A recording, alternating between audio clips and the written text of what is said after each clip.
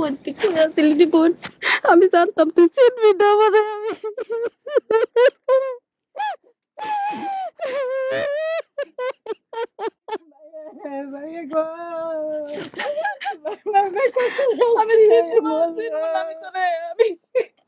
আমি তোরে কুলে করে মানুষ করছি আমি তোরে চিনব না তুই কি করে ভাবলি আমি তোরে চিনবো না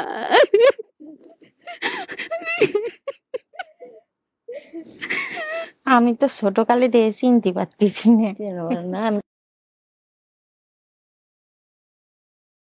আসসালামু আলাইকুম প্রিয় দর্শক এবং শ্রোতা, আল্লাহ সর্বাবস্থায় আমাদের সবার মঙ্গল করুন। সবসময়ের মতো সেই দোয়া এবং শুভকামনা জানিয়ে শুরু করছি আপন ঠিকানার একটি আপডেট পর্ব নাম্বার 713 বেসিক প্রচার হয়েছিল 14/2/2025-এ।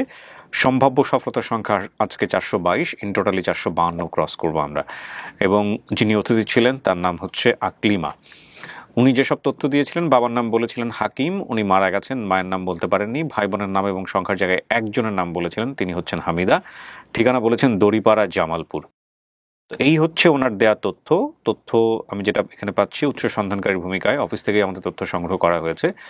আর অতিথির বর্তমান ঠিকানা পাচ্ছি আমরা ঘোড়ামারা পূর্বপাড়া 3 নম্বর ওয়ার্ড মাগুরা সদর মাগুরা, আর দাবি করা পরিবারের ঠিকানা হচ্ছে দড়িপাড়া 9 নম্বর ওয়ার্ড জামালপুর সদর জামালপুর। এছাড়াও বিশেষ তথ্য আমি পাচ্ছি শরীরে কোনো চিহ্ন আছে, যেটা অনেক সময় বলতে পারে গেস্ট, আবার অনেক সময় বলতে পারে না।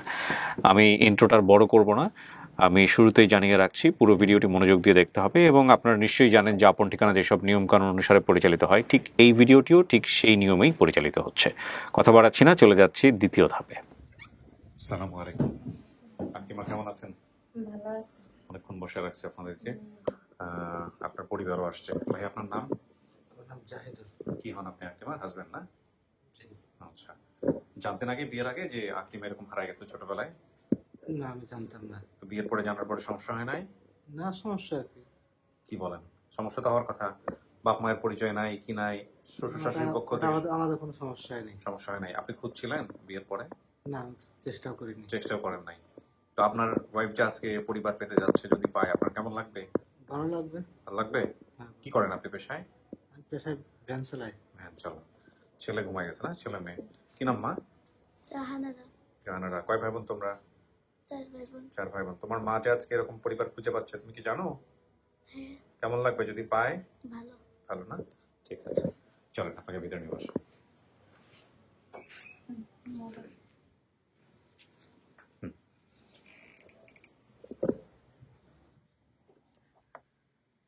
অনেকক্ষণ তো বাইরে বসছেন, এবার একটু 5-7 মিনিট এখানে বসবেন। হ্যাঁ, আচ্ছা যারা আসছে ফ্যামিলি তারা কথাবার্তা বললে ভিতরে চলে আসবে, আপনি 5-7 মিনিট একটু একা থাকবেন।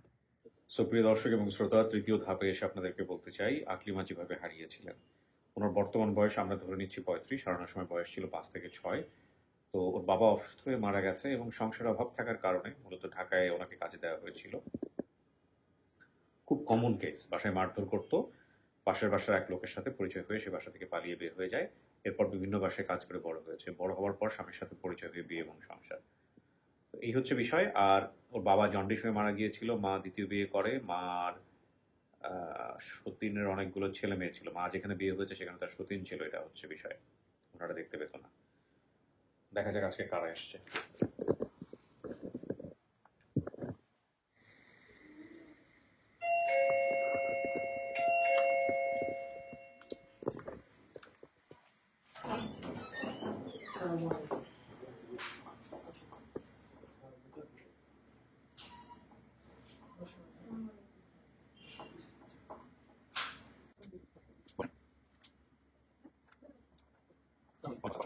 ফোন তো সবাই বন্ধ করে দিয়েছেন না? মুখের মাস্কটা খুলে ফেলেন। কি নাম আপনার? আপনার নাম? জুলেখা। হ্যাঁ কি হন আপনি আকলিমার? খালা। খালা? আপন খালা? হ্যাঁ আপন খালা। আপনার পরিচয় হয়েছেন? আমার পরিচয় হইলাম আকলিমার বোনের স্বামী। বোনাই। জি, কি নাম? মোহাম্মদ মতিন। মতিন সাহেব। আসসালামু আলাইকুম। ওয়ালাইকুম আসসালাম। কি নাম বাবা? জুনাইদ।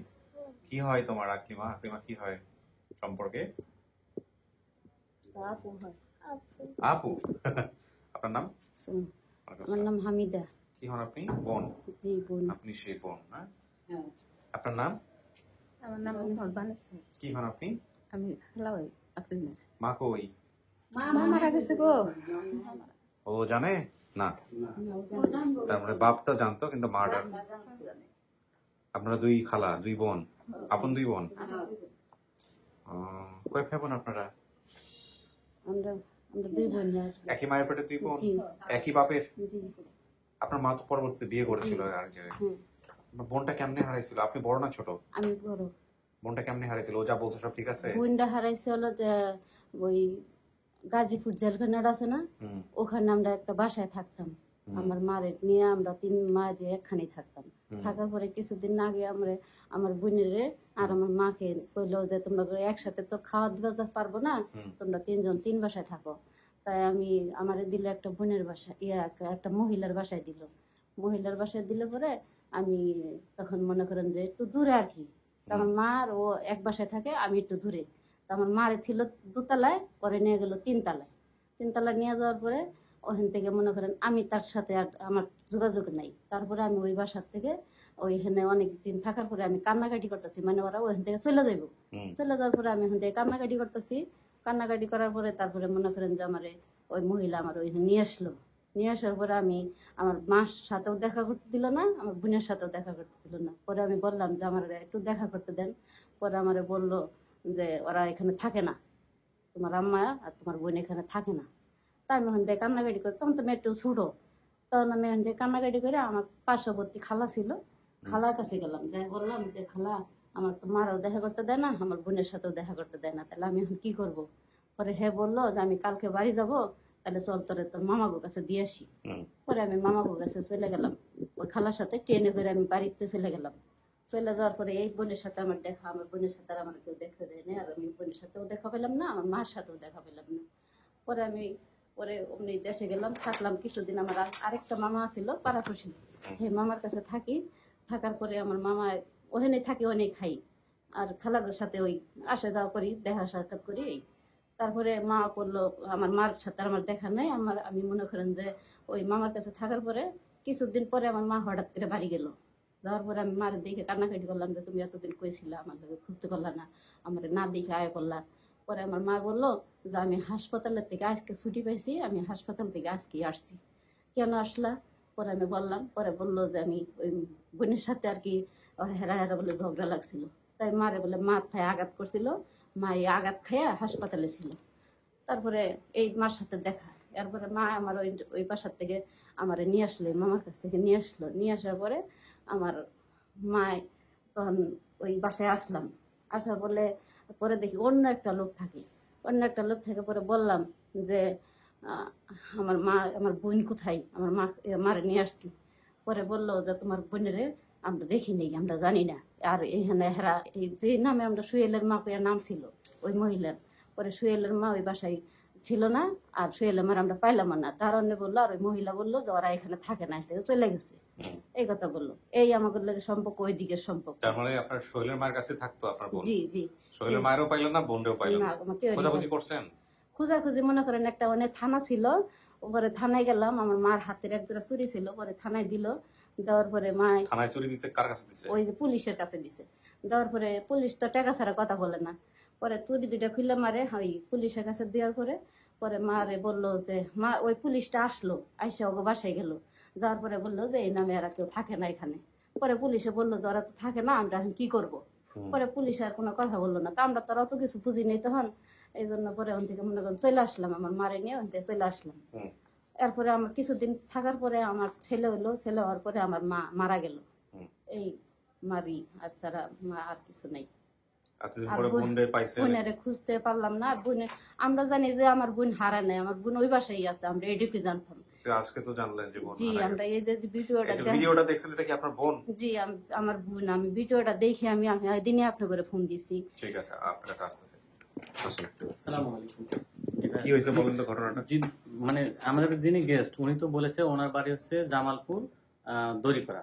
তো জামালপুর সদরে অনেকগুলো দড়িপাড়া পাওয়া যায়। 10 নং শ্রীপুর ইউনিয়নে ওইখানে একটা দড়িপাড়া আছে। তো ওইখানকার ইউপি সদস্য, ওনার নামটা হচ্ছে মাসুম। মাসুম সাহেবকে আমি ফোন দিই।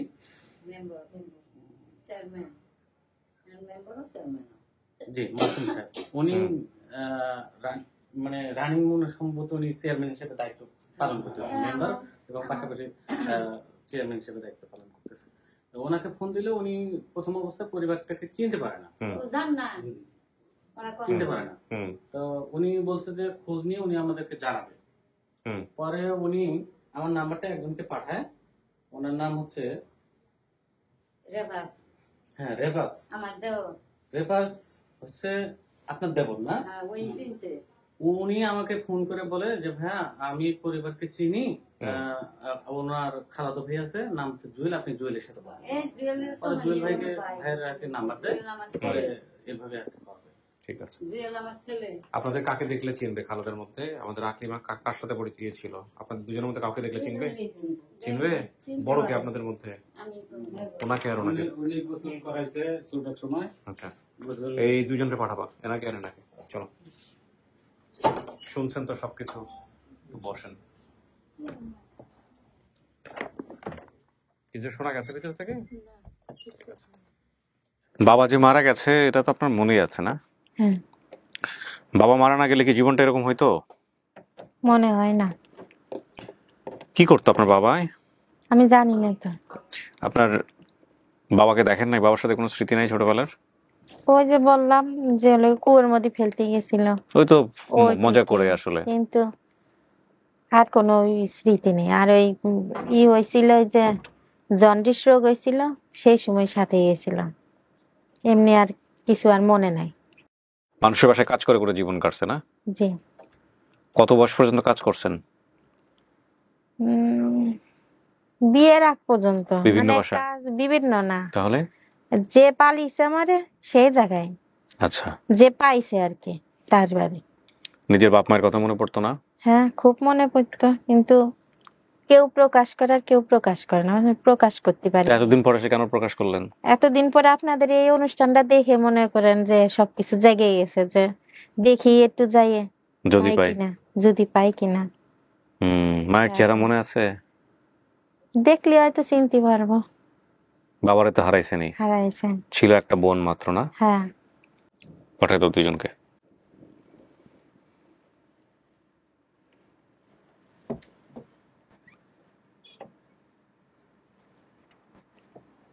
আসুন, আচ্ছা, বুঝে যান।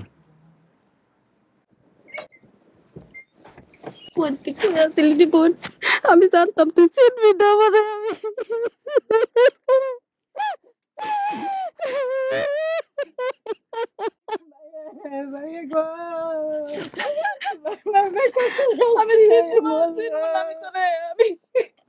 আমি তোরে কুলে করে মানুষ করছি, আমি তোরে চিনব না? তুই কি করে ভাবলি আমি তোরে চিনবো না?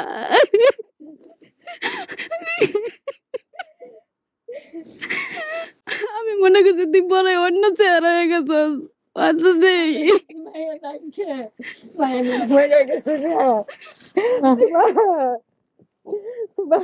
তোমার নিজে কত চিন্তা করছে,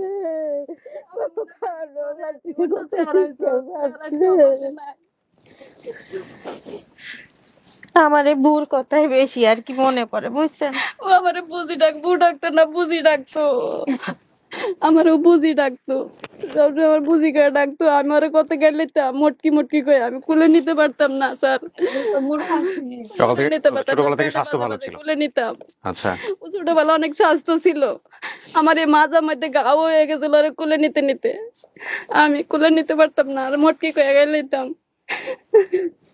আমি কই যে ও মানে বড় মানে চেহারা পাল্টা যাইবো, ওর হলো ওই যে দাগ ছিল নাকের মধ্যে ফুট হয়েছে, ফুট গালাই দিলাম বরের কাটা দিয়া।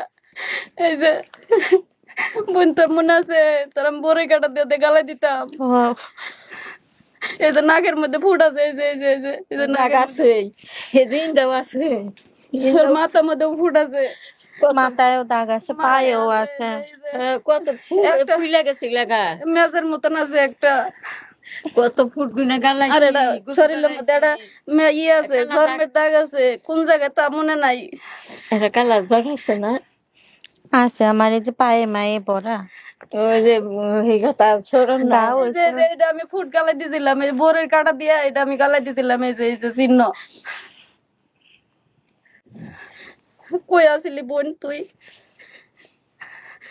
হ্যাঁ, এতদিন কই আসিলে? মাগুরায়।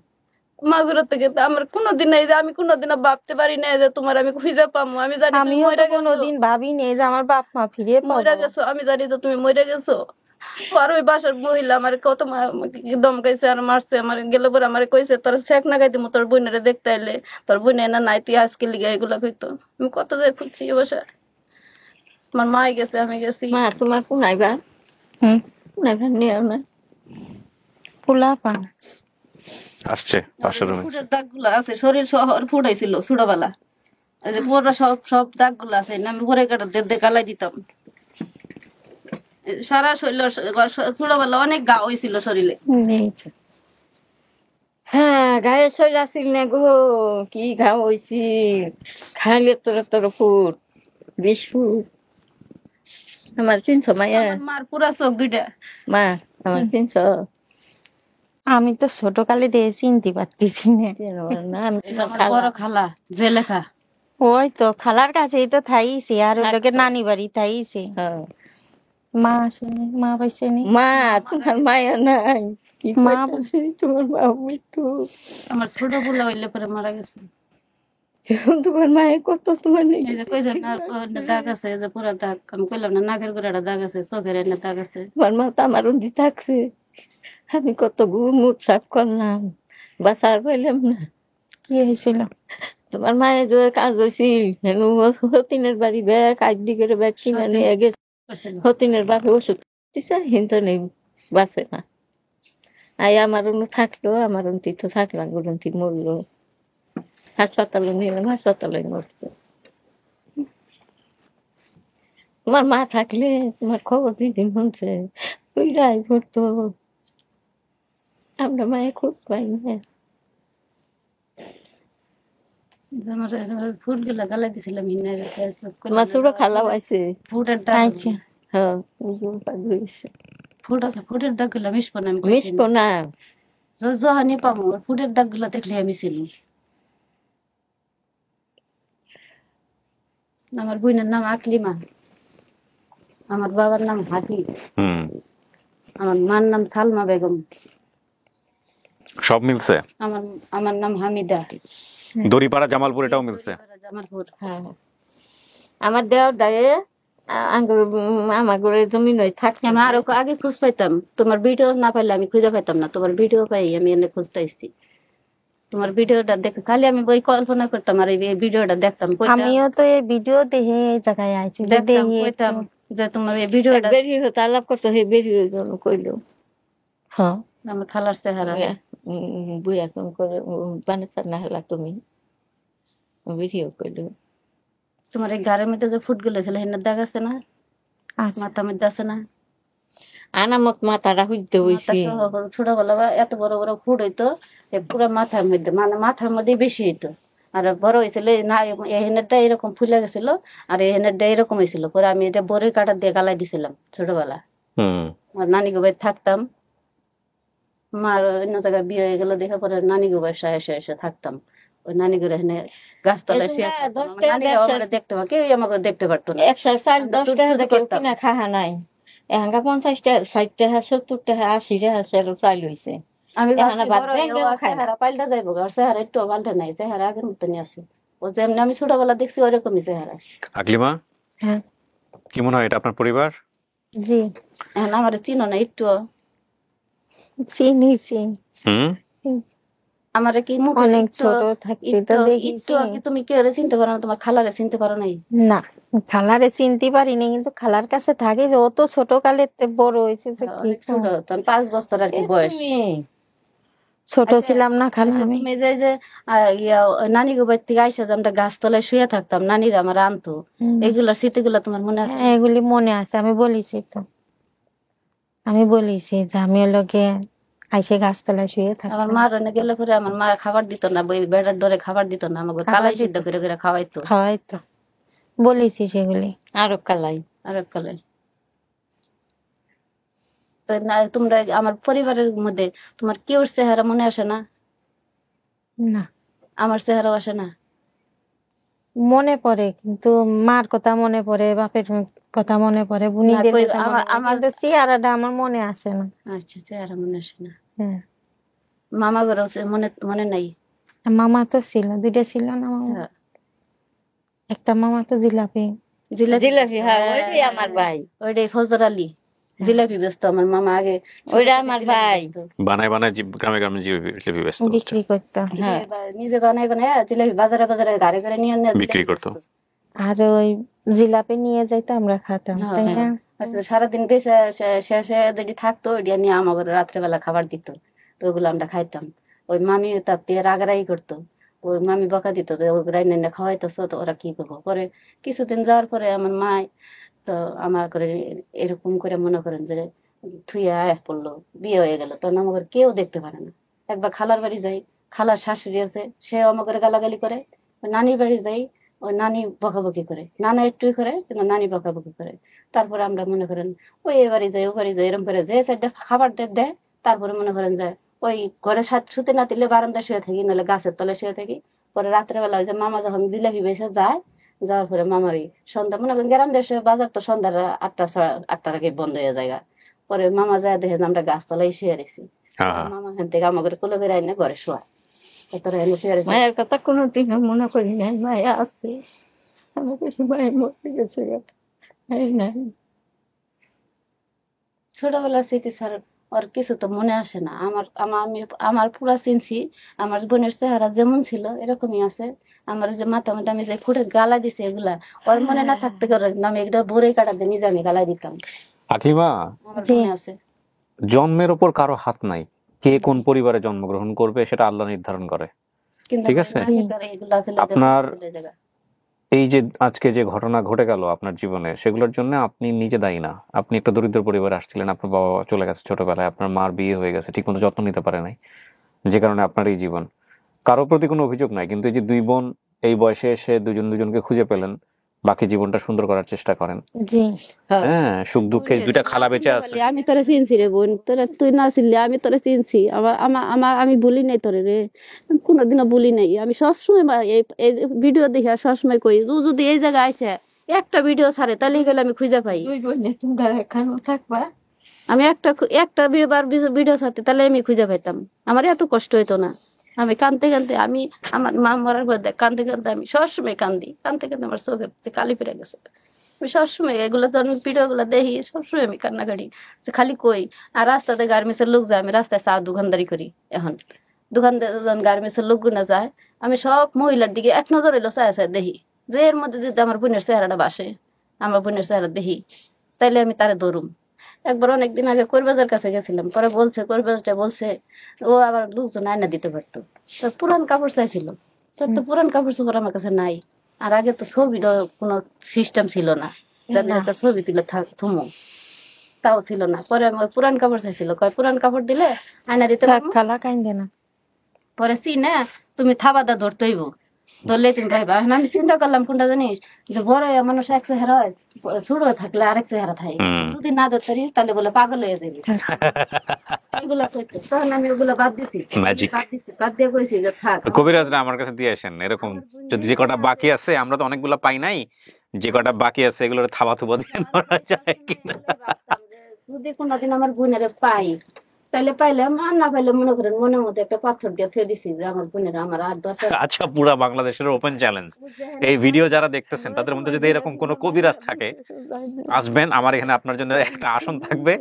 যে কটা আমরা পাই নাই আপনি থাবা দিয়ে ধরে ধরে নিয়ে এসে দিবেন, দেখি একটা পারেন নাকি এরকম। পুরা বাংলাদেশ চ্যালেঞ্জ। আর নাইলে এই কবিরাজ মুবিরাজ সব ভুয়া আজকের পর থেকে। এই চোখ দুটা না ঠিক আমার মার চোখ। জি আলহামদুলিল্লাহ। তো এখন কথা হলো আকলিমা, এটা আপনার পরিবার, আপনি মানতেছেন। চলেন বাইরে অনেকে আছে, আমি কথা বলে দিব। প্রিয় দর্শক এবং শ্রোতা, আলহামদুলিল্লাহ আকলিমা, একটু বসেন একটু বসেন। আকলিমা তার পরিবারের কাছে ফিরে গেল। যেমনই হোক, পরিবারের কাছে থাকা, পরিবারের সান্নিধ্যে থাকা, এটা একটা আশীর্বাদ। আল্লাহ সবাইকে এই সৌভাগ্য দেন না যাদেরকে পরিবারে বড় হওয়ার সুযোগ দিয়েছে। আপনি যে খোঁজ করে দিয়েছেন, জি, আপনি আমার জন্য দোয়া করবেন, আপনার দোয়া আল্লাহ কবুল করুক। প্রিয় দর্শক এবং শ্রোতা, আমরা এই পর্যায়ে চলে যেতে চাই পরের ধাপে। আমাদের এটার মধ্যে দিয়ে সফলতার সংখ্যা দাঁড়ালো 452। কয়টা? চলে আসুন।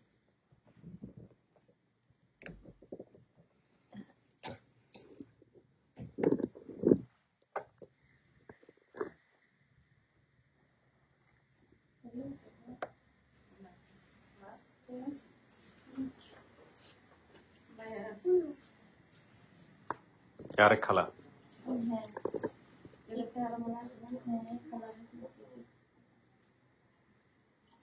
আসেন। এই যে আপনার নাতনি,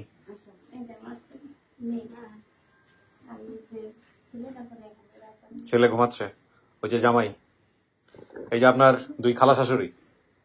হ্যাঁ, আর ইনি হচ্ছে কি হয় বড়, আচ্ছা ওয়াইফের বড় বোন কি হয়? জেশাস। আচ্ছা, আপাও বলেন, রাইট রাইট, সেটাই। খুশি হয়েছেন জামাই? আলহামদুলিল্লাহ, আপনার সন্তানদের জন্য ভালো হলো। হ্যাঁ, মেয়ে তো বড়ই হয়ে গেছে মাশাআল্লাহ। আসেন এদিকে, চলে আসেন, আসেন বসেন এদিকে। আপনারা মিষ্টি মুখ করেন, ওই ছেলে তো ঘুমাচ্ছে, ঘুম থেকে উঠলে সারপ্রাইজ হয়ে যাবেন। সবাইকে মিষ্টি মুখ করা আমি শেষ করি। আকলিমা, ভালো থাকেন। হ্যাঁ, মিলাই ঝিলাই থাকেন দুই বোন, ঠিক আছে? শেষ করি আমি। আসসালামু আলাইকুম।